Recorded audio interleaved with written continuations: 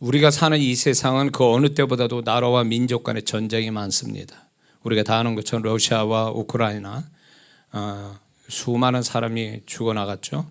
이스라엘과 팔레스타인의 가자 지구에 엄청난 전쟁이 나고요. 아프리카 족속의 전쟁, 시리아 내전, 에티오피아 내전, 세계가 지금 어느 때보다도 전쟁을 많이 치르고 있는, 그래서 죽이고 죽고 이런 일들이 아주 빈번하게 일어나는데, 그래서 지금 하나님의 심판대 접수대가 아마 대단히 바쁠 거라고 좀 생각이 듭니다. 그러면서 사람이 젊었을 때 죽었거나 늙어서 죽었거나 죽는 건 누구나 다 한 번씩 죽는 건데, 중요한 거는 죽음 후에 하나님 심판대 앞에 쓴다는 거죠. 억울하게 인생 살다가 억울하게 죽었는데 하나님 앞에 가서 죄사함 받지 못하고 지옥 간다면 그만큼 불행한 인생은 또 없는 거죠. 근데 지금 분명한 거는 주님이 오실 때가 가까우니까 마귀가 자기 때가 얼마 남지 않은 줄 알고, 마귀는 파괴의 존재잖아요. 그러니까 세계를 그렇게 전쟁으로 해서 사람들을 죽이고 멸망시킨 일을 지금 계속 확대해 나가고 있다는 것입니다. 전쟁에서 어느 한쪽은 패배하여 모든 걸 잃고 빼앗기고 다른 한쪽은 승리하여 모든 것을 빼앗습니다. 세상은 개인은 개인대로, 기업은 기업대로, 국가는 국가대로 이기고 지는 작고 큰 게임을 하는 현장인 것 같습니다. 점차 상생이 안 된다는 거죠. 서로 입장을 생각하면서 배려해주고 그런 게 안 된다는 겁니다. 한 예로 보면 지금 미국이 트럼프 대통령이 지금 뭘 하고 있습니까? 무역 전쟁을 벌이죠. 무역 전쟁을 벌려서 자기 나라에 일하는 사람들을 더 많이 만든다고 그래서 관세를 매기는 무역 전쟁을 통해서 전 세계가 지금 아주 굉장히 위기에 지금 있고, 이게 경제 공황으로, 전 세계적인 경제 공황으로 지금 가고 있습니다. 그래서 이걸 어떻게 풀어갈지 모르지만 위험스러운 거는 우리가 사는 이 세상이 정의가 어떤 악보다 더 기울어져 좀 뭔가 공평하지 못한, 악이 더 성행해서 지금 악이 더 이기는 세대에 우리는 살고 있습니다. 푸틴도 그렇고 지금 전쟁을 치르는데 그 독재자들이 전쟁을 치러서 수많은 무고한 사람들이 죽어나가고 있죠. 리더자가 한 사람이 잘못되는 것에 대해서 나라가 망치는 것은 우리가 뉴스를 통해서 보게 됩니다. 이거는 마지막 때에 대해서 마귀가 발악을 하는 거죠.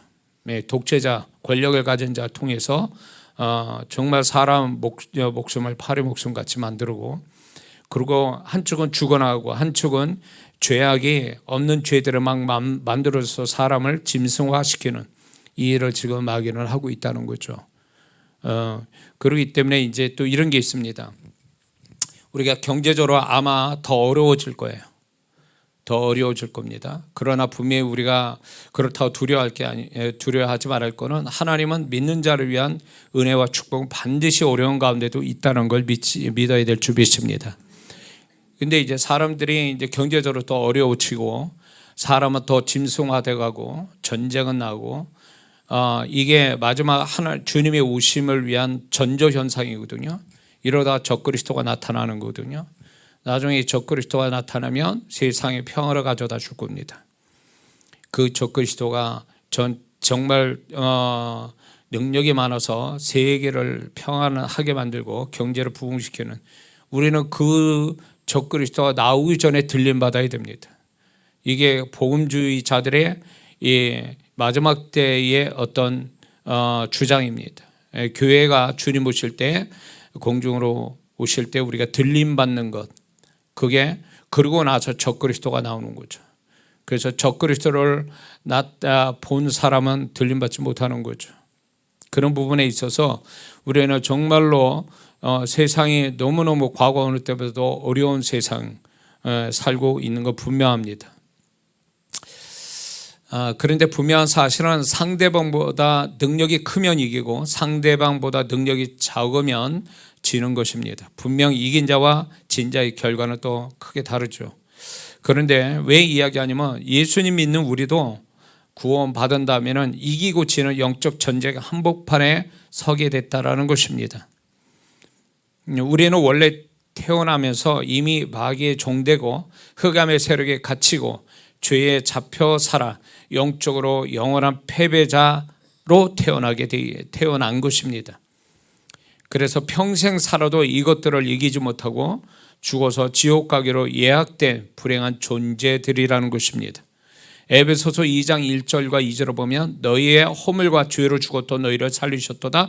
그때 너희가 그 가운데 행하여 이 세상 풍속을 쫓고 공중의 권세 잡은 자를 따랐다고 기록하고 있습니다. 그러나 우리 하나님이 예수님이 십자가로 골로새서 1장 13절을 보니까 우리를 흑암의 권세에서 건져내어 그의 사랑의 아들로 나라로 옮겨주셨다고 분명히 말씀하고 있습니다. 그러므로 우리가 영원히 패배할 수밖에 없는 것들에 대하여 우리를 대신하여 싸워 이겨주신 구원자, 승리자이신 예수님이 지금 우리와 함께 계신 줄 믿습니다. 예수님은 요한복음 16장 33절에 세상에서는 너희가 환난을 당하나 담대하라 내가 세상을 이겼노라 말씀하십니다. 골로새서 2장 15절을 보니까 통치자들과 권세들을 이거는 무엇을 얘기하냐면 사단의 세력을 얘기하는 거죠. 이런 것들을 무력화하고 밝히 드러내어 구경거리로 삼으시고 십자가로 그들에게서 승리하셨느니라 이렇게 선언하고 계십니다. 이 예수님을 이 땅에 살아있는 동안에 믿지 않고 영적 패배 속에 산다면 그 결과는 저주와 심판과 지옥만이 기다리고 있는 것입니다. 그런데 세상 사람 예수 믿지 않는 사람들은 자신들이 태어날 때부터 영적 패배 속에 살다가 이 세상을 떠난다라는 사실조차 이 진리를 모르고 사는 것입니다. 그냥 눈에 보이는 대로 이제 살아가는 거죠. 그러나 이미 예수님을 믿지 않으면 이 사람은 영원한 패배 속에 살다가 영원한 패배자들이 가는 지옥 갈 수밖에 없다라는 거죠. 이거는 엄연한 사실이고 진리인 것입니다. 그러나 우리가 다시 한번 이제 제가 말씀드리지만 하나님이 우리를 일방적으로 선택하여서 흑암의 세력에서 건져내시고 마귀의 종노릇해서 죄의 저주에서 하나님이 예수님의 십자가의 피로서 거기에서 우리를 벗어나게 하셨습니다. 승리자로 만들어 주셨습니다. 할렐루야. 그 승리의 시작이 구원인 것입니다. 우리가 구원받았다라는 것은 하나님이 예수 그리스도로 말미암아 승리자로 주셨다 그 얘기예요. 승리를 주셨다. 우리가 승리자가 되게 하셨다라는 겁니다. 우리가 스스로 죄, 세상, 마귀, 사망 권세를 우리가 이길 수 없잖아요. 그런데 예수님을 믿음으로 인해서 예수님의 그 희생, 십자가의 희생으로 말미암아 우리가 그 예수님을 영접함으로 인해서 우리는 그분으로 인하여 우리는 하나님의 자녀가 되어 죄사함을 얻었으니 그리고 마귀를 패배시키는 자가 됐으니 우리는 1차적으로 승리자가 된 것은 분명한 사실입니다. 할렐루야. 그러므로 우리는 예수님으로 말미암아 마귀에서 죄에서 1차 승리한 자들이 된 것입니다. 그러나 우리가 알아야 할 것은 우리는 죽는 그 순간까지 천국 가는 그날까지 영적 싸움은 끝나지 않는다는 것입니다.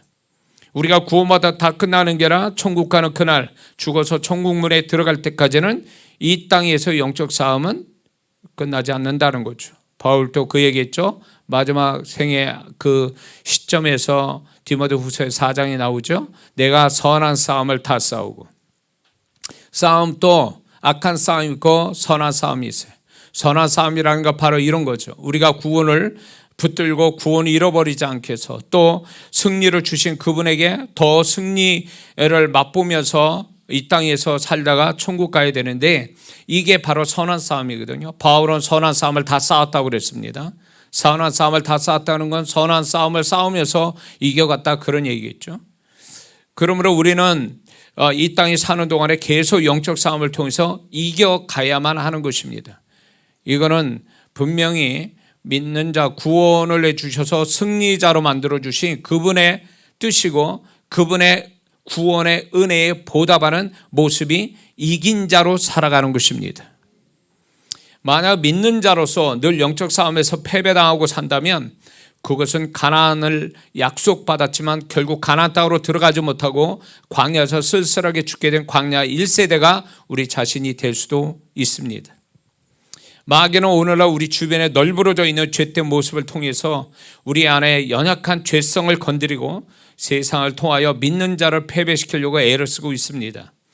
세상과 마귀는 우리를 무시하고 조롱하고 손해보게 하고 겁을 주고 죄를 범하게 만들고 여러 가지로 유혹하고 핍박하여 하나님과 멀리 떨어지게 하여 계시록에 보면 7교회 중에 4대 교회가 있습니다. 4대 교회를 주님이 뭐라고 얘기하시냐면 그들은 살아있으나 죽은 자로다 이렇게 말씀하고 있거든요. 그들은 구원받아 살아있는 자였지만 하나님 앞에서 영적으로 패배당하여서 죽은 자가 됐다라는 뜻입니다. 오늘날 많은 사람들이 이런 구원받은 자 속에 안타깝게도 사대교회 성도 같은 모습이 있다는 거죠. 승리하여서 승리자로 만들어 놨더니 살아가는 동안에 그 승리를 빼앗기고 패배 속에 살아가는데 그 패배 속에 살아가는 것조차도 이게 얼마나 위험스럽고 억울한 일인가를 모른 채 그냥 죽은 자처럼 패배되어 죽은 자처럼 살아가는 그리스도인을 하나님은 말씀하고 있는 것입니다. 구원으로 우리는 1차 승리자가 되었지만 그 후에 패배자로 산다는 것은 억울한 일이고 불행한 일입니다. 우리는 구원을 통해 1차 승리자가 되었지만 죽는 그 순간까지 2차 영적 싸움에서 이기며 살아가야 될 운명을 가진 사람들입니다. 그러므로 우리가 그거를 모른다고 우리가 그렇게 생각하거나 그걸 피해간다고 되는 것이 아니라 우리는 이거와 늘 매일매일 맞닥뜨리는 우리가 오늘 하루를 살면서 내가 하나님 보실 때에 내가 영적 패배자로 사는지 영적 승리자로 사는지를 그분이 알고 계시죠. 그리고 우리 자신도 알게 됩니다. 우리 과연 정말로 우리가 승리자로 하루를 마감할지 아니면 육신부터 세상, 마귀, 죄 이런 거에 잠깐 작은 거라도 패배당해서 저녁에 잠잘 때 패배자의 어떤 영적 상처를 가지고 잠을 들 건지 이거는 우리가 이 부분을 얼마나 중요하게 여기고 우리가 영적 이 싸움에서 정말 싸우기 위해서 그리스도의 군사처럼 살아가는 자가 되냐 못 되냐에 여기에 달려있다는 걸 우리가 잊지 말아야 됩니다. 우리는 알아야 됩니다. 주님 앞에서 영적 패배자로 사는 것은 주님의 위로와 격려는 있습니다. 더 나아가서 책망도 있을 수 있습니다. 그러나 결코 그런 자에게는 축복도 상도 없습니다. 계시록의 7개에 동일하게 주님이 말씀하신 부분이 있는데 그것은 이기는 자에게만 상을 주신다는 말씀입니다. 계시록 2장 7절을 보니까 에베소 교회를 향하여 주님이 이렇게 말씀합니다. 귀 있는 자는 성령이 교회들에게 하신 말씀을 들을지어다. 이기는 그에게는 내가 하나님의 낙원에 있는 생명나무의 과실을 주어 먹게 하리라. 계시록 2장 11절 서머나 교회를 향해서 이렇게 말씀합니다. 이기는 자는 둘째 사망의 해를 받지 아니하리라. 계시록 2장 17절 버가마 교회에서는 이기는 그에게는 내가 감추었던 만나를 주고 또 흰돌을 줄 터인데 그 돌 위에 새 이름을 기록한 것이 있나니 흰돌을 준다는 것은 승리의 의미를 갖고 있거든요. 흰돌을 너한테 준다. 그 돌 위에 새 이름, 그 구원받은 자의 새 이름을 기록하게 하신다는 거예요. 받은 자 외에는 그 이름을 알 사람이 없느니라. 계시록 2장 26절 두아디라 교회에서는 이기는 자와 끝까지 내 일을 지키는 그에게 만국을 다스리는 권세를 주리니 계시록 3장 5절의 사대교회에서는 이기는 자는 이와 같이 흰옷을 입을 것이요. 흰옷. 천국에 마땅히 들어가서 천국에 들어간 자만이 입을 수 있는 흰옷. 그 흰옷을 입을 것이요. 내가 그 이름을 생명책에 반드시 흐리지 아니하고 그 이름을 내 아버지 앞과 그 천사 앞에서 시인하리라. 계시록 3장 12절에 빌라델피아 교회를 향해서 이렇게 말씀합니다. 이기는 자는 내 하나님 성전의 기둥이 되게 하리니 그가 결코 다시 나가지 아니하리라. 계시록 3장 21절에 라우디가의 교회를 향하여 이렇게 말씀합니다. 이기는 그에게는 내가 내 보좌에 함께 앉게 하여 주기를 내가 이기고 아버지 보좌에 함께 앉은 거와 같이 하리라. 주님이 계시록이 7교회를 향해서 동일하게 말씀했다는 건 굉장히 강조하고 계시는 거죠. 성경에 반복돼서 나온다는 건 하나님이 그만큼 그걸 강조한다는 뜻이거든요. 근데 지금 계시록의 7교회 교회를 향하여, 교회 성도를 향해서 말씀하는데 동일하게 이기는 자에게 이런 상들이 있다라고 계시합니다. 근데 분명한 것은 지는 자에게는 상이 없고 지는 자한테 패배당하는 자의 모습이 책망으로, 계시록의 7교회는 책망으로 떨어졌다는 거죠. 책망을 받고 책망을 받은 자의 받을 상은 없다라는 걸 분명히 계시해 주고 있는 것입니다. 그러므로 우리가 먹고 사는 문제, 또 우리가 손해 안 보려고, 억울한 일 당하지 않으려고, 실패하지 않으려고 우리가 아웅다웅 살아가는 거, 그게 잘못된 건 아니에요. 우리는 열심히 살아야 됩니다. 그런데 그건 세상 사람의 삶의 현장이고 삶의 모습이고, 우리는 그 위에 또 하나의 삶이 있다는 거죠. 영적인 삶.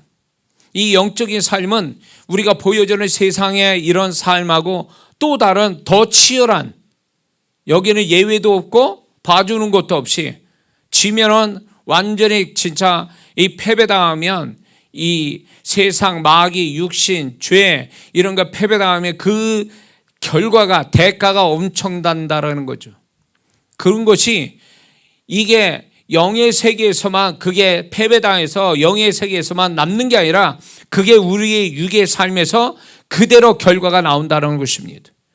그래서 예수를 믿었지만, 예수 믿고 교회를 다니지만 저희 교회 바깥의 영적인 삶에서는 늘 패배당하고 사는 사람은 결국은 교회로 다니고 열심을 내도 영적인 이 싸움에서 지면서 패배자로 사니까 세상 사는 게 하나님의 손길과 은혜도 없고 마귀의 유혹만 있고 죄에 걸려 넘어가고 육신에 져서 살고 세상 모양대로 흘러가 버리는, 그렇게 되면 그 사람의 결말은 아무것도 없다는 거죠. 하나님의 도우시는 흔적도 없을 거고 하나님이 칭찬도 없을 것이고 하나님께서 그 사람을 책임져 주신 일도 없다라는 것입니다.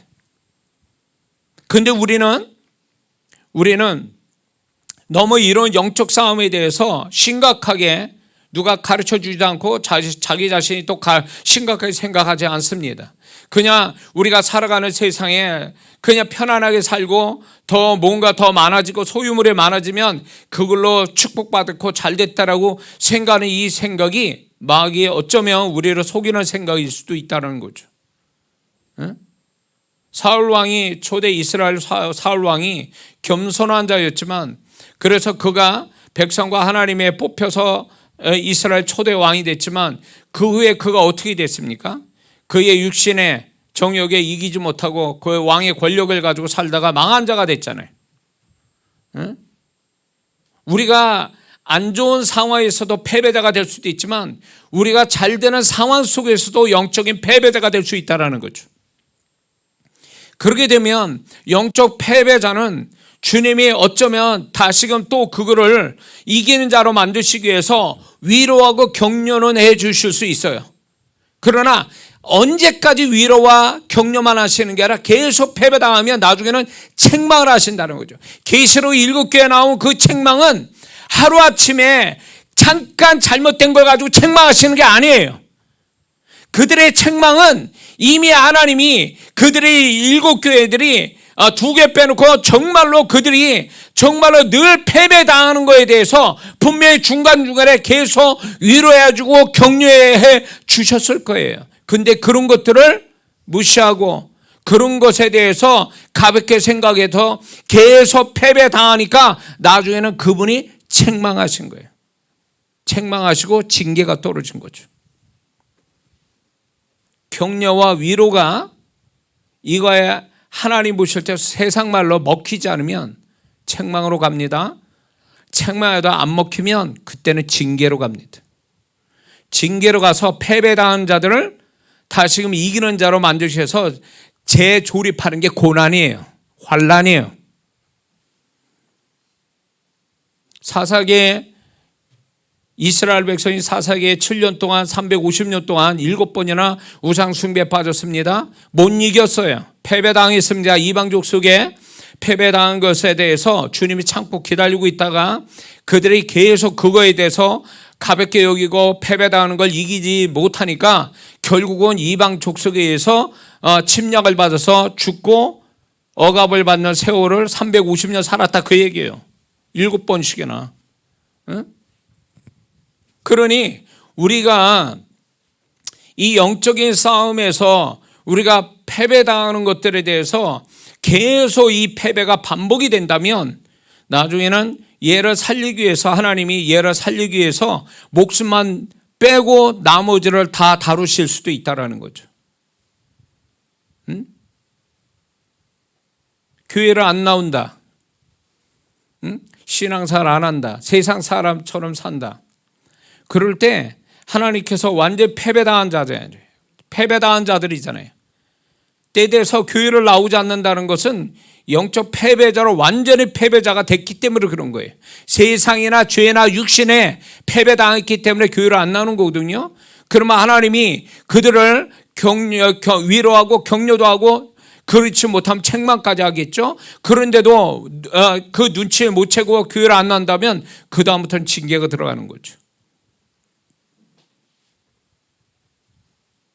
여기서 하나님께 책망받고 정말로 그렇게 영적 패배자로 살다가 지옥 가느니 하나님께서 그 사람을 지옥에라도 보내지 않기 위해서 이 땅에서 생명만 빼놓고 다 그를 징계할 수도 있다라는 거예요. 사랑하는 자였기 때문에, 사랑하는 자이기 때문에, 구원을 주신 자였기 때문에. 그런데도 정신 못 차리면 방법은 없는 거죠. 고집 피고 마음 열고 주님께 돌아오지 않으면 그 사람은 영원히 이 땅뿐만 아니라 저 땅에서도 지옥 가는 거죠. 그러므로 우리가 영적인 이 싸움은요, 가상의 싸움이 아니에요. 게임에서 보여지는 게임, 이 PC만 켜놓고, 컴퓨터 켜놓고, 게임 신나게 했다가 이제 때 되니까 꺼버리고 다시 일상으로 이런 게 아니란 말이에요. 우리는 가상의 세계에서 게임하듯이 그러다 잠깐 멈추고 일상으로 돌아가고 또 하고 싶으면 게임하고 이런 세계가 아니란 말이에요. 우리는 구원받으면 죽는 그날까지 마귀가 우리를 구원을 잃어버리게 하고 하나님 앞에 패배자로 만들어가지고 징계나 받고 그러다가 죽어 지옥 가게 만들려고 사단은 얼마나 역사하는지 아십니까? 응? 이건 목사로 시작해서 온 성도들이 다 마찬가지예요. 여기에 벗어난 자가 한 명도 없다라는 거죠. 여기에 한 명도 예외자가 없다라는 거예요. 응? 그러니까 하나님 앞에 정말 크게 축복받고 하나님께 크게 쓰임받은 사람이 오늘 갑자기 뒤집어져 가지고 영적 패배자가 돼 가지고 망하는 자가 되는 건 순식간이거든요. 그 망한 자들을 여러분도 주변에 봤을 겁니다. 들었을 겁니다. 그러니까 아무리 영적 싸움을 잘해도 한 번 이 영적 패배를 맛보면, 영적 패배를 가져오면 지금까지 해놓은 게 다 날아가 버리는 수도 있다라는 거예요. 그런 사람도 봤잖아요. 그러니까 저도 이게 무서운 거예요. 지금 주님께 제가 주님의 통로자가 돼서 저로 통해서 주님의 음성을 하고 주님의 손이 임하여서 사람들을 축복하고 기적을 경험시키는 통로자로 쓰임받지만 정말 제가 영적 패배자가 된다면 이 모든 게 다 한순간에 끝날 수도 있다라는 거예요. 그러니까 사역자분들은 정말 긴장하고 살지 않으면 안 돼. 왜냐? 마귀의 타깃이거든요. 사명이 있거나 능력이 있거나 하나님께 크게 축복받거나 영적으로 막 기도 많이 하거나 이런 사람은 아주 1순위예요. 패배시키는 공격 대상이 1순위라고요.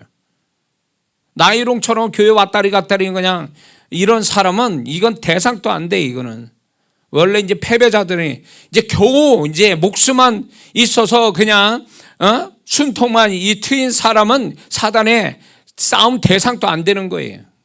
근데 정말로 정말 하나님 앞에 바로 서는 자, 사단의 어떤 그 공격을 해서 무너뜨리는 자, 공격 1번이 있죠. 그리고 영적인 뭡니까? 대표자. 이런 사람은 타깃이에요. 그 사람을 패배시키면 모든 게 다 끝나니까. 패배시키려고 얼마나 역사하는지 몰라요. 근데 이런 거를 우리는 이렇게 생각해요. 그냥 어쩌다 생기는 일이야. 어쩔 수 없는 일이야. 이거는 세상 살면서 그냥 누구도 경험하는 거야. 누가 그래요? 예수 믿는 사람은 믿거나 안 믿거나 우리는 동시에 두 세계에 접하여 사는 사람이라고요. 육의 세계와 영의 세계 같이 동시에 그 같이 공존하는 그 두 세계에 사는 존재라고요. 우리는.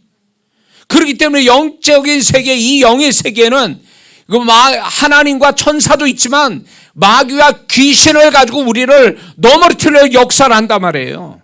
그래서 어디까지? 생명을 죽이는 데까지만 끝나는 게 아니라 그 생명을 죽여서 천국까지 데려가는 데까지 잔인하게 우리를 패배시키려고 역사하는데, 이런 거를 너무 믿는 자들이 인식을 못 갖거나 이걸 너무 가볍게 생각하고 이건 아무것도 아니고 이거는 이런 일들은 없다라고 생각하는 이 무지가 자기를 영적 패배자로 만드는 거예요. 그러니까 교회를 다녀도 정말 하나님의 은혜나 축복이 나타나질 않는 거예요. 패배자로 사니까. 패배자에는 분명히 말씀합니다. 분명히 주님의 말씀하는 게 패배자에겐 상이 없다라는 거예요. 축복도 없다라는 거예요. 그러면 내가 살아가는 지금 일상은 이거 뭐냐? 책임져 주시는 기본만 책임져 주시는 것 뿐이에요. 기본만. 먹고 마시고 입고 자는 거. 내가 수고한 일상에 내가 직장 다니면서 애쓰고 수고한 그 수고, 거기까지만이에요. 그건 그분이 책임져 주시는 거야. 그 이상은 없다, 그 얘기예요. 그렇기 때문에 우리는 이 영적 싸움에서 이 영적 싸움에 대한 인식을 가지고 우리가 패배당하지 않으려고 하루하루를 누가 모르지 않아도 이 영적 싸움, 육신의 정욕과 또 마귀와 죄와 세상이 이 네 가지가 우리의 영적 원수인데, 이런 것들이 우리를 집어삼키려고 우리를 죄짓게 만들고 세상 따라가게 만들고 마귀의 유혹에 빠지게 만들고 육신의 정욕대로 치우쳐 살게 만들려고 몸부림치고 있거든요. 이 네 가지 원수 중에 하나가 나를 집중적으로 역사에서 자빠지면 이거는 진 거죠. 지는 자에겐 상이 없어요. 책망이 떨어지겠죠. 이거 엄연한 현실이에요. 우리가 북한이 있어서 저 북한이 언젠가 저거 들어올지도 모르는, 지금 우리는 위태로운 세상 사는데 쟤네들은 그나마 저기 있잖아요. 북한에 내려오지 못하잖아요. 이유를 다 알겠지만 내려오지 못합니다. 근데요, 영의 세계는 그런 게 없어요. 영의 세계는요, 얼마든지 우리를 어떻게든지 이 네 가지 원수가 우리를 잡아뜨리려고 수시로 하루에도 막 수시로 우리한테 우리를 시비 건다고요. 우리는 그걸 알아야 됩니다. 그래서 우리가 평안한 삶, 하나님이 주시는 보여지는 축복 좋습니다. 근데 그게 다가 아닌 거예요. 그것만 좋아할 게 아니라는 거죠. 우리는 그거보다 더 중요한 영적인 싸움에서 이기며 사는 것이 믿는 자의 최우선이라는 걸 잊지 말아야 될 줄 믿습니다. 그러므로 이 땅에서 하룻밤 순례자의 삶을 사는 우리가 어떻게 하는 것이 영적 싸움에서 이기는 자가 되는 것인가, 이 부분을 좀 알 필요가 있습니다. 그렇다면 믿는 자로서 하나님 앞에서 어떤 모습이 이기는 자의 모습입니까? 첫 번째는 하나님의 존재와 그 말씀에 대한 믿음으로 사는 것이 이긴 자의 모습인 것입니다. 세상이 이기면 이것이니 우리의 믿음이라. 세상은 우리에게 세상 모습대로 살라라고 압박을 줍니다. 압력을 주고 유혹합니다. 만약 우리가 그렇게 산다면 그건 믿는 자로서 패배당한 겁니다. 믿는 자는 하나님을 의식하고 그 말씀을 붙잡고 사는 것이 이긴 자로서의 사는 것임을 우리는 깨달아야 될 줄 믿습니다. 두 번째는 믿는 자가 기도하는 것이 상식과 이론과 계산을 이기며 사는 자의 모습인 것입니다. 세상은 상식과 이론과 계산으로 돌아갑니다. 그런데 우리 믿는 자는 그걸로 사는 게 아니라 믿음으로 산다, 그 얘기예요. 우리가 한 가지 출애굽기 17장에 보면 르비딤에서 이스라엘 백성이 전쟁을 처음 치르지 않습니까? 광야에 나가지고 그럴 때 여호수아는 칼을 들고 싸우고 모세가 산에 올라서 기도를 합니다. 두 손 들고. 근데 놀라운 일이 여기서 영의 어떤 영적 원리를 가르쳐 주는데, 여호수아 칼을 잘 써서 이기는 게 아니라 모세가 기도를 힘있게 하면 이기고, 모세가 기도 힘들어서 팔이 내려오면 졌다라고 그랬어요. 그러면 루비딤의 아말렉 족속과의 싸움에서 이기고 지는 게 결정판은 뭐냐 말이에요. 결정적인 역할은 뭐냐 말이에요. 기도 아니에요. 기도. 모세의 기도. 그처럼 우리가 상식과 계산과 이론과 그리고 열심과 나의 지혜 가지고 산다고 되는 세상이 아니라는 거예요. 예수 믿는 사람의 기도하는 삶을 안 한다면 이 사람은 영적 패배는 분명히 와 있는 겁니다. 기도한다는 건 하나님을 움직이는 거잖아요. 하나님을 움직이는 자를 누가 이깁니까? 근데 우리는 기도하기를 게으리해요. 누가복음 18장에 가서도 과부와 불의한 재판관의 비유를 주님 말씀하며 끝에 이런 얘기 하십니다. 인자가 다시 올 때 이 땅에서 믿음이 있는 자를 보겠느냐는 거예요. 이 얘기는 뭐예요? 기도하며 사는 자를 보겠냐? 못 본다는 거예요. 마지막 때는 기도하지 않는다라는 거예요. 분명하지 않습니까? 지금 세상 기도하는 사람 많습니까? 기도하지 않아요. 그 얘기는 벌써 이미 나는 세상적으로 살고 육신으로 사는 사람이라는 걸 스스로 고백하는 거죠.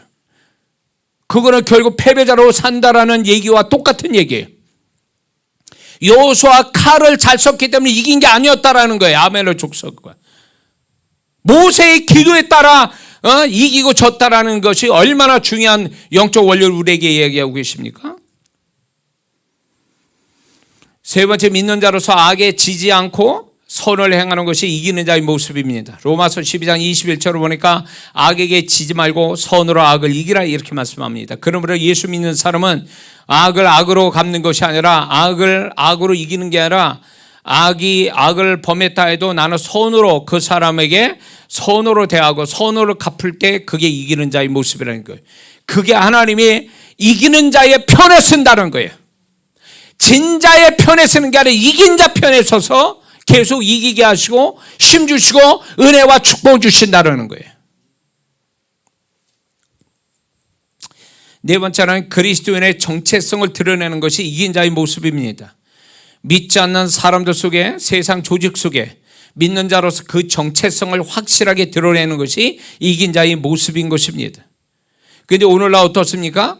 많은 그리스도인들이 자기 정체성을 드러냅니까? 같이 오랫동안 있는 사람들 속에서 나는 믿는 사람이에요, 예수 믿는 사람입니다 라고 자기를 떳떳하게 드러내놓고 믿는 자처럼 살려고 그렇게 하는 사람이 얼마나 됩니까?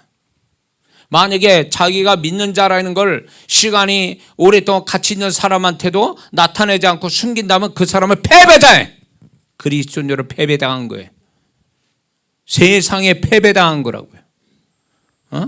세상이 두려우니까 자기 정체성을 못 드러내는 거잖아요. 사람들이 나한테 뭐라고 그럴까봐, 나를 예수 믿는다 그러면 우습게 알고 나를 손해보게 할까봐 얘기를 못하는 거잖아요. 이 자체가 패배당했다라는 거예요. 이 자체가. 우리는 어디에 있든 나의 그리스도인이라는 이 정체성을 자랑스럽게 우리는 드러내고 사는 사람이 돼야 그 믿지 않는 자들에 대하여 내가 이긴 자의 모습을 나타내는 것입니다. 믿습니까? 거기에다가 전도를 한다면 이긴 자의 확실한 이긴 자의 모습을 갖는 겁니다. 전도한다면. 근데 오늘날 전도합니까? 전도를 안 하잖아요. 전도를 안 한 이유가 뭐예요?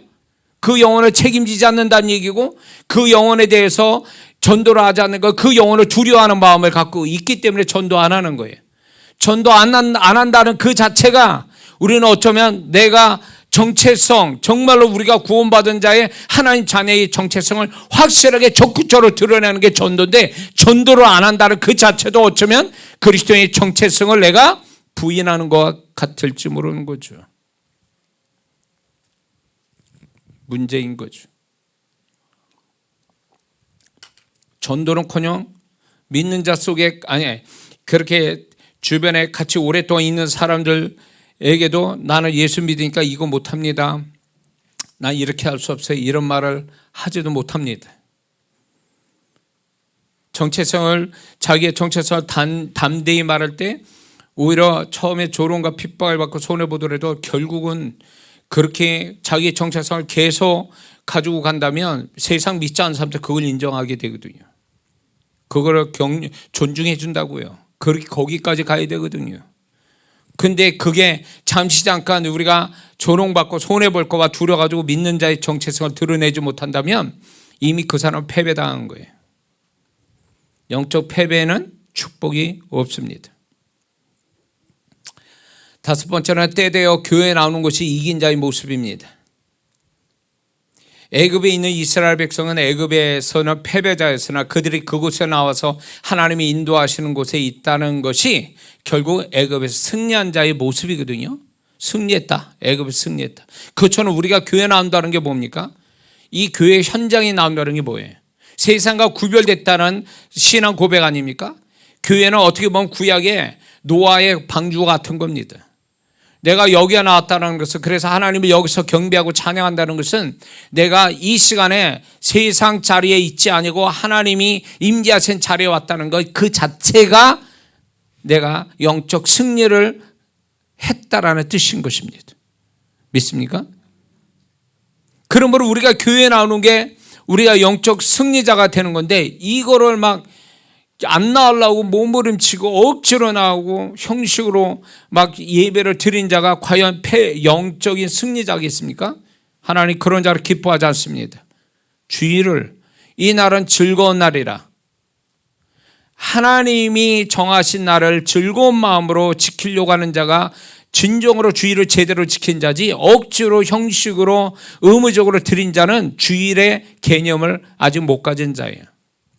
이런 자는 반드시 영적인 패배자가 될 겁니다. 언젠가 교회를 문제가 있으면 교회 떠날 겁니다. 자기 상황이 안 좋으면 교회를 떠나가는 거예요. 이거는 패배자의 모습인 거예요. 우리가 교회 나왔다라는 그 자체로 우리는 감사해야 돼요. 감사해서 내가 하나님의 은혜로 교회 나와서 이렇게 예배 드릴 수 있다. 이것이 얼마나 내가 하나님이 나를 영적 승리자로 만들어주신 하나의 증거거든요. 교회를 나올 수 있게 해주신 것이. 이걸 고마워해야 돼요. 믿습니까? 여섯 번째는 주를 위해 헌신하며 사는 것이 이긴 자의 모습입니다. 우리 본문을 지금 읽었죠. 왜냐하면 모두가 다 자기를 위한 세상이거든요. 그런데 우리는 주를 위해 산다는 것은 자기를 이기며 사는 자의 모습이기 때문에 그렇습니다. 그래서 이긴 자예요. 주를 위해서 헌신한다, 주를 위해서 내가 손해본다, 주를 위해서 희생한다, 이거는 이긴 자만 할 수 있어요. 자기를 이긴 자가 주님 앞에 그렇게 할 수 있지, 자기를 이기지 못한 자는 자기를 먼저 생각하거든요. 자기를 먼저 생각한 사람이 주를 위해서 희생한다, 손해본다, 헌신한다, 이런 말은 할 수가 없어요. 할 수가 없어요. 그러므로 주를 위해서 내가 뭔가를 헌신한다는 것은 자기를 이긴 자의 하나의 영적 승리자의 모습이라는 거죠. 이걸 계속 가지고 가야 되는 거예요.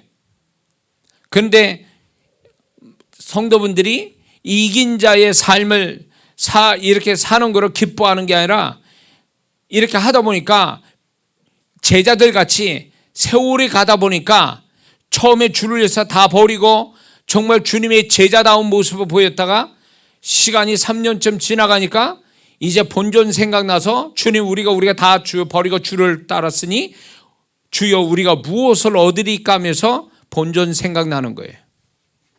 그때부터 그들은 이미 그 마음에서, 이전부터 있었던 마음, 그런 마음, 그리고 입으로 튀어나온 그 고백, 그러고 나서 그 다음에 주님 버리고 갔잖아요. 자기가 계산 없이 주를 위해서 다 버린 자가 나중엔 주님을 위해서 뭔가를 얻을 거 생각하고 얻지 못하니까 그거를 실망하고, 그리고 결국 주님 믿어봐도 나한테 도움되는 거 하나도 없네 하고 교회를 안 나오고 교회 현장을 떠나간다는 것은 패배자예요. 자기한테 속아서 패배자가 되는 거예요. 교회를 떠난 자는 주님을 버린 자들이죠. 그들에게 있는 것은, 하나님의 울타리에 벗어나는 자는 결국 사단의 밥 되는 것이 시간 문제예요. 하나님의 징계는커녕 사단의 밥 돼서 패배자로 영원히 갈 수밖에 없는 거죠. 우리는 분명히 이걸 아셔야 됩니다. 우리가 구원받았다고 이게 완성된 게 아니에요. 구원받은 게 끝이 아니에요.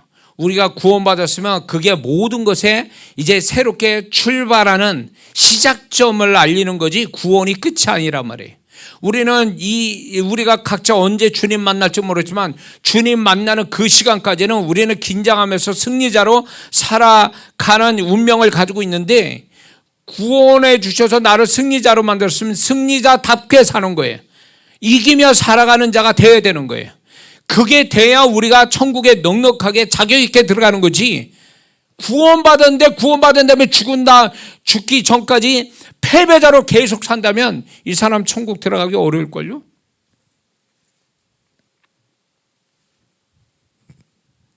많은 성도분들이 마귀가 지금 교회에서 어떻게 속인 줄 아세요? 그 성도 자체 괜찮아, 이 정도면 내가 뭐 예수 믿고 구원받고 교회 나오는데 뭐 이걸로 하나로 그냥 울고 먹어요. 평생을 뭘 잘못하고 뭐 세상에서 어찌게 사든 나는 구원받고 교회 나옵니다. 이걸로 까부치려고 그래요. 제가 말씀드리지만 그걸로 한다고 되는 게 아니라는 거죠. 그러면 계시록 7교회로 보세요. 책망마 받는 라오디게아 교회 보세요. 책망마 받았다는 거 뭐예요? 이들은 자격이 없는 거예요. 이긴 자의 축복이 없는 자들이에요. 그러면서 너희 벌거벗은 것을 네가 흰옷을 사서 입어라. 흰옷을 사라는 얘기가 뭐예요? 구원받으면 흰옷을 입을 자격을 받은 자인데 옷을 사라는 얘기예요. 그럼 사라는 얘기가 뭡니까? 그 이전에 옷이 없었다는 얘기예요. 그들이 벌거벗었다는 얘기가 뭐예요? 구원에 속옷도 없고 행실에 겉옷도 없는 사람이란 얘기예요. 이게 속옷도 없고 겉옷도 없다라는 거예요. 우리의 속옷은 구원이에요.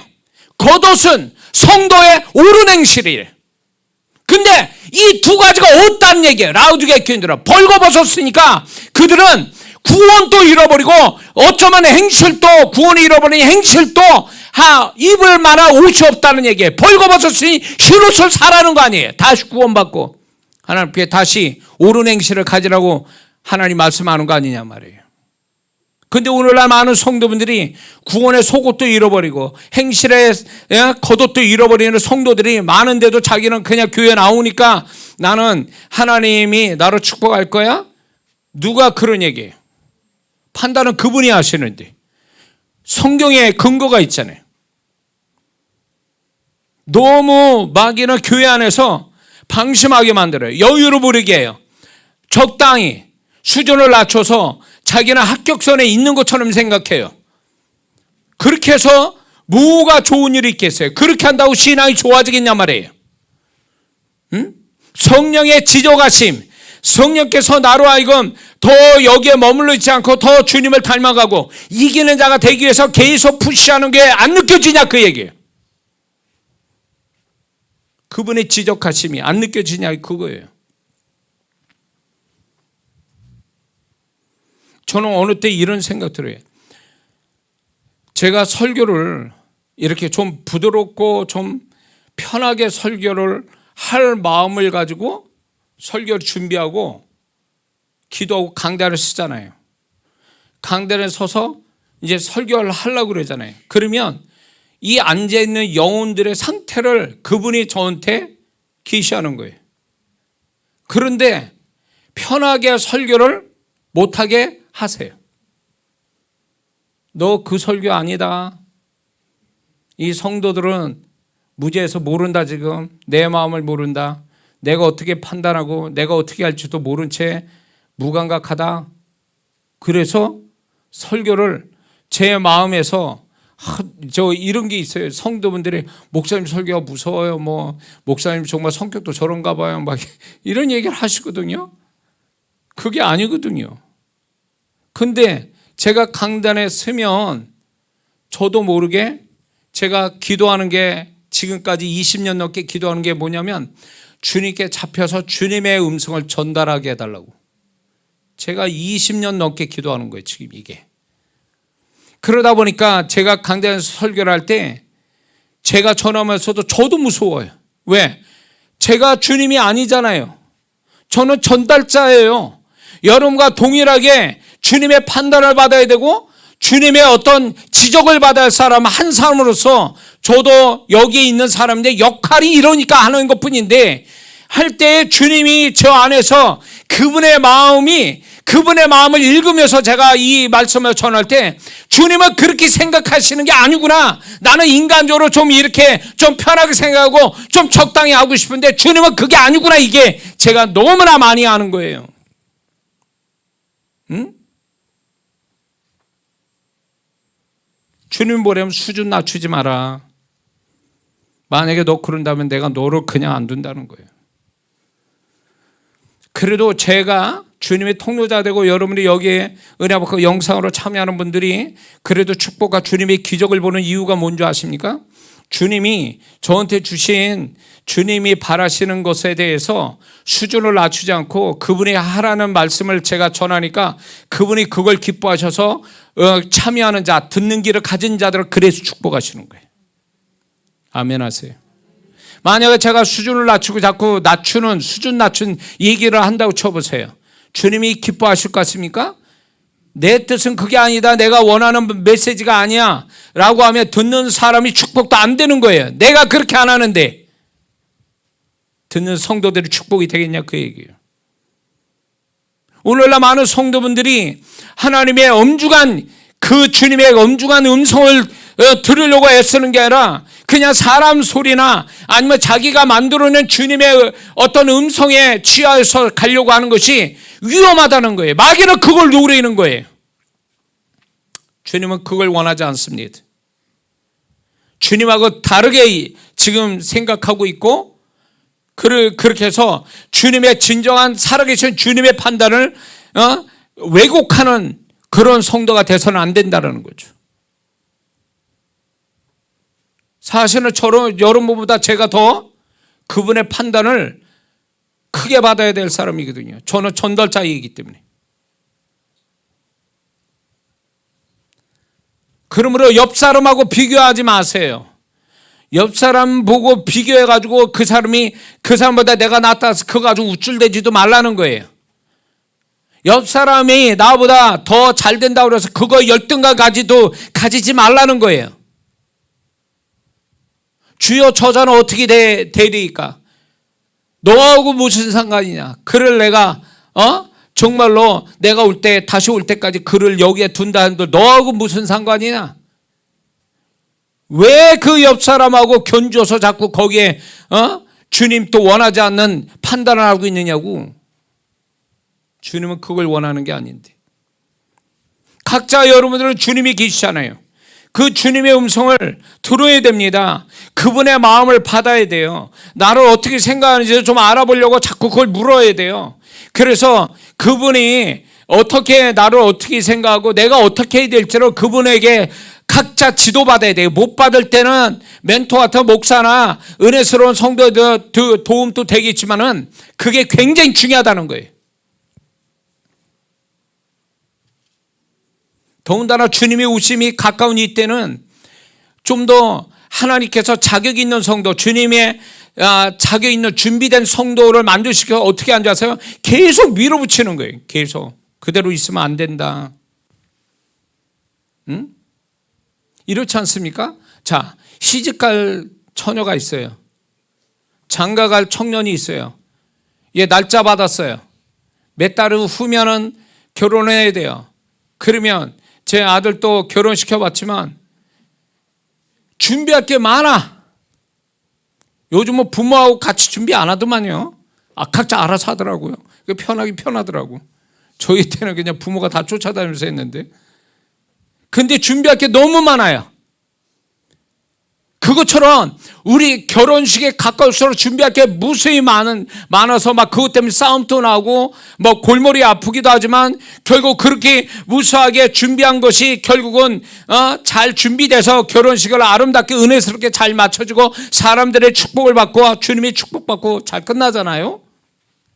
주님의 오심이 바로 이때 이런 모습이에요. 이제 주님이 곧 오시는데 그 주님이 오실 때는 우리가 정말로 그분이 정말 자격 있는 자를 모아서 준비시키는데 그 준비됨이 하나하나 그분이 우리에게 알려주셔서 철저하게 준비시켜서 그날에 합당한 자로 세우시려고 우리 각자를 불러주시고 세워주신다는 거 여러분 믿어야 됩니다. 근데 타락하고 영적 패배자는 이런 게 없어요. 예. 세상에서 영원히 살 것처럼 살아가는 거죠.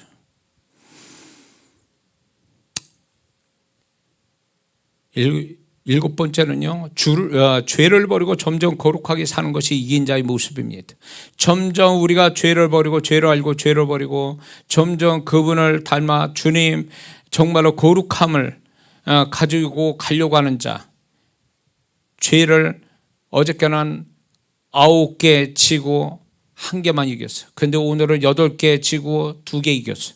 그러면 이긴 자거든요. 주님은 어떤 뒤의 것을 보는 게 아니라 앞으로 어떻게 할 거냐, 지금 전진돼 있느냐, 그걸 보시는 거거든요. 그 상태로 보시는 거예요. 완벽한 예수님처럼 천사처럼 사는 거를 그분이 원하시잖아요. 다만 우리는 조금씩 이겨가는 거를 보시고 그분이 기뻐하시는 거거든요. 그렇기 때문에 우리는 하나하나 이겨가는 어떤 영적인 성취감 내지는 기쁨을 가지고 살아가야 될 사람들이에요. 근데 우리는 맨날 패배당하니까 이긴 자로서의 주님의 어떤 기쁨, 이긴 자로서 오는 은혜, 이런 것들을 경험하지 못하고 맨날 패배만 사니까 이게 정상적인 삶인 것처럼 하는 거예요. 아, 내 성격이 그러니까, 뭐 내가 가지고 있는 삶이 그런 거니까 어쩔 수 없어, 상황이 그러니까, 이런 식으로 가면서 패배당하는 거를 합리화시킨다는 거예요. 패배당하는 거를 변명과 핑계를 대며 살아간다는 거예요. 이 사람은 영원히 패배자가 되는 거예요. 영원히. 그러다 구원 또 잃어버리는 거예요. 저 세상 밖에 가는 사람들이 처음부터 나는 교회 세상 가버릴 거야 라고 가는 사람이 어디 있어요. 다 합리화시키면서 거기까지 흘러간 거잖아요. 롯이 어떻게 아브람과 헤어지게 됐어요? 목자들과 싸움이 나니까 어쩔 수 없어서 헤어지고 또 요단강가의 좋은 지역을 찾아가고, 그러다 보니까 흘러 소돔과 고모라 성에 들어간 거 아니에요. 합리화시키다가. 롯은요, 애초부터 아브라함을 떠나지 말았어야 되는 거예요. 꼭 떠났어야 될 이유가 어디 있어요? 땅덩어리 그렇게 큰데 그렇게 떠날 이유가 뭐가 있냐고. 근데 떠났다는 거예요. 그게 비극의 시작이죠. 그렇게 안 해도 되는 거를. 분명히 방법이 있을 텐데, 아브라함과 더불어 함께 복의 근원인 아브라함과 더불어 삼촌과 함께 있어도 충분히 있을 이유를 이 롯은요, 변명되고 핑계대고 합리화시켜서 떠나간 거죠. 떠나가서 거기 가서도 어떤 합리화시켜서 흘러 들어간 게 소돔과 고모라 성인 거예요. 거기서 어쩔 수 없어, 여기 이 땅은, 이 도시는 그럴 수밖에 없어. 그래가지고 자기 딸들도 타락시키고 거기에다가 타락된 사위도 얻고 망했죠.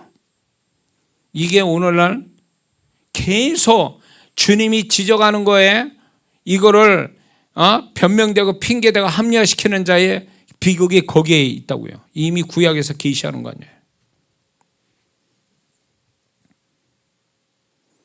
그래서 주님 앞에 솔직해야 되거든요.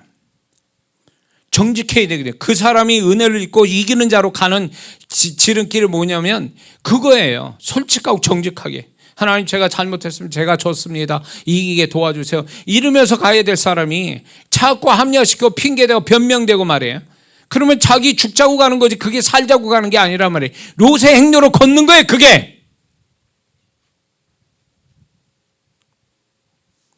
우리는 교훈을 얻어서, 교회에서 교훈을 얻어서 착한 사람 되거나 아니면 약간 종교 세계에 띈 크리스찬이 되는 게 목적이 아니란 말이에요, 우리는. 이건 우리 생명에 관한 거고 영원한 삶에 어떤 결정을 져야 될 이 과정 속에 있는 사람이라고요, 우리는.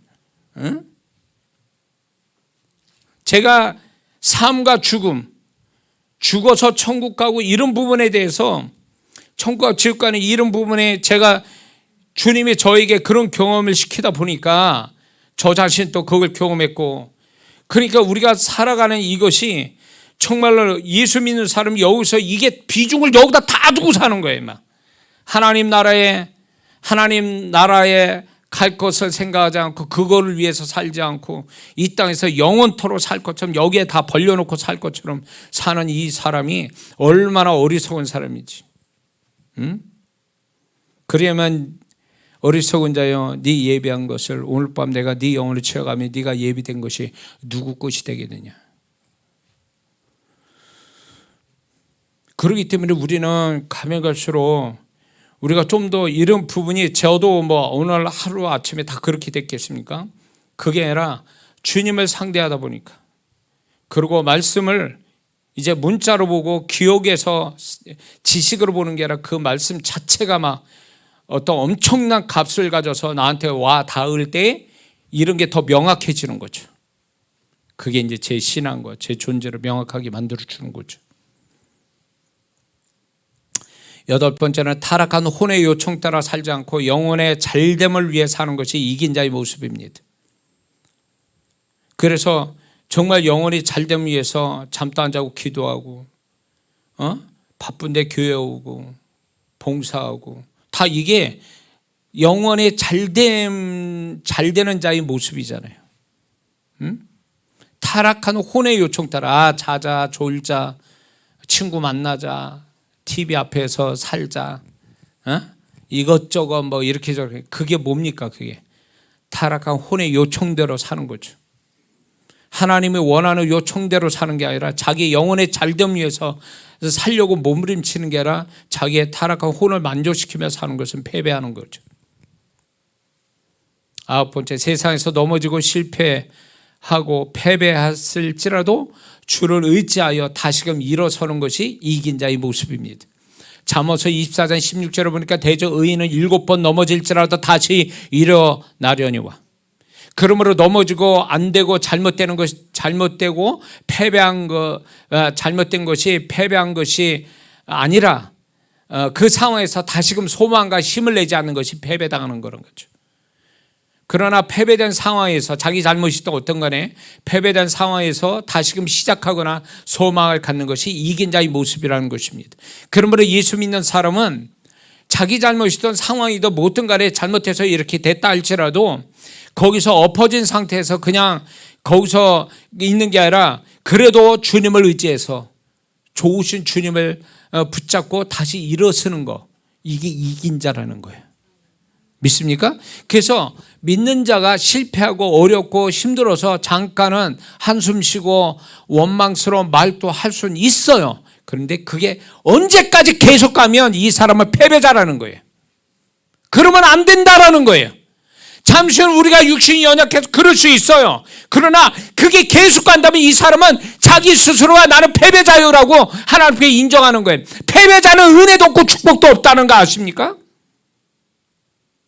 안 돼도 어려워도 주님 제가 주님 의지해서 다시 해보겠습니다. 주님 저를 도와주세요. 힘들더라도 제가 주님 붙들고 다시 하겠습니다. 그런 사람에게 이긴 자의 모습을 가질 때 은혜가 축복이 가는 거예요. 믿습니까? 근데 계속 이런 사람이 있어요. 막 지겹도록 얘기하는 자기 힘든 거는 막 계속 줄줄이 사탕으로 막 오랜 시간 두고 계속 얘기하는 사람이 있어요. 패배자예요. 그러니까 기도 응답도 못 받는 거예요. 패배자의 기도는 응답도 못 받습니다. 분명한 것은 이기는 자가 되지 않는다면 자동적으로 패배자가 된다는 거 아십니까?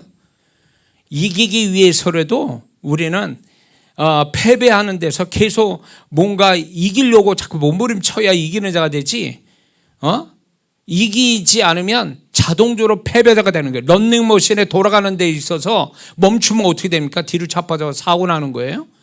런닝머신을 이기려면 그 돌아가는 런닝머신에 거기에 서서 그냥 계속 뛰는 거예요. 그래야 이기는 거예요. 그게. 그러기처럼 우리는 이기는 자가 되지 않으면 패배자다. 중간은 없어요. 천국 아니면 지옥이지 연옥은 없습니다.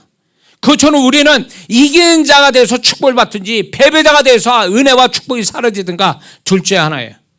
그러기 위해서 우리는 우리 힘으로 이 영적 싸움에 이길 수가 없는데 그러나 우리를 위해 싸워주시는 그래서 우리에게 이김을 주시는 하나님을 절대적으로 의지하며 살아야 될 줄 믿습니다. 신명기 1장 30절에 너희 앞서 행하시는 너희 하나님 여호와께서 애굽에서 너희를 위하여 너희 목전에서 모든 일을 행하신 것 같이 이제도 너희를 위하여 싸울 것이며, 신명기 3장 22절에 너희는 그들을 두려워하지 말라 너희 하나님 여호와 그가 너희를 위하여 싸우시리라 하였노라. 여호수아 23장 10절에 너희 중 한 사람이 1000명을 쫓으리니 이는 너희 여호와 하나님 여호와 그가 너희에게 말씀하신 것 같이 너희를 위하여 싸우심이라.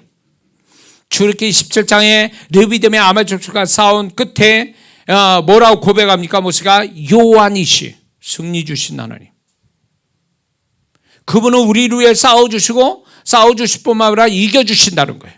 우리에게 이김을 주신다는 거예요. 그래서 우리를 이김의 축복을 주시고 이김을 통해서 하나님이 영광 받으신다는 거예요. 그러므로 우리는 이걸 알아야 돼요. 영적 패배가 뭔가를 살펴서 알아야 됩니다. 세상, 죄, 마귀, 육신, 이 4대 원수에 있어서 내가 패배당하는 게 뭔 줄 알고 여기서 이겨보려고 하나하나 지더라도 또 해보고 지더라도 이겨보려고 몸부림칠 때 하나님은 그 사람에게 이기는 힘을 주시고 지혜 주시고 능력 주셔서 하나님께서 영광 받으시고 이기는 자의 예비된 축복을 반드시 우리에게 주실 줄 믿습니다. 기도합니다.